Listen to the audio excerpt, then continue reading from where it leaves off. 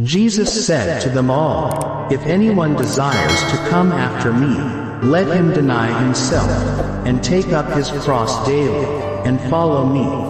Do you want to know how to be like Jesus and follow him? Listen to this daily devotional.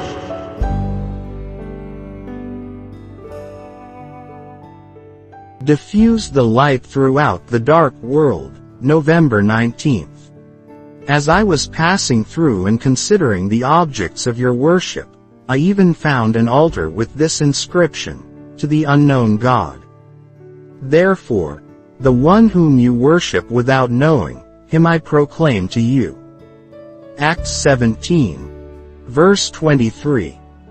Jesus taught his followers that they were debtors both to the Jews and the Greeks, to the wise and the unwise, and gave them to understand that race distinction, caste, and lines of division made by human beings were not approved of heaven, and were to have no influence in the work of disseminating the gospel. The disciples of Christ were not to make distinctions between their neighbors and their enemies, but they were to regard every person as a neighbor who needed help, and they were to look upon the world as their field of labor, seeking to save the lost. Jesus has given to both men and women their work, taking them from the narrow circle which their selfishness has prescribed, annihilating territorial lines, and all artificial distinctions of society.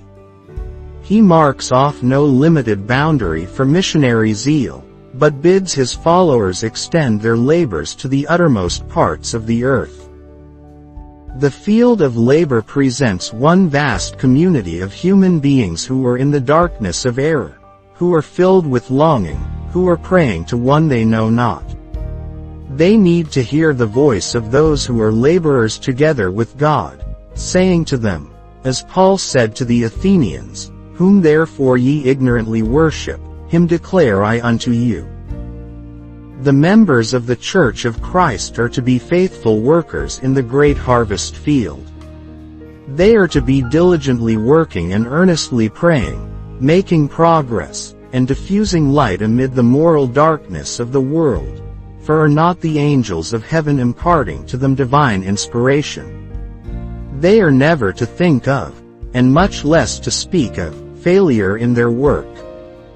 They are to be filled with hope, knowing that they do not rely upon human ability or upon finite resources, but upon the promised divine aid, the ministry of heavenly agencies who are pledged to open the way before them. Angels of God will break the way before us, preparing hearts for the gospel message, and the promised power will accompany the laborer, and the glory of the Lord shall be thy reward.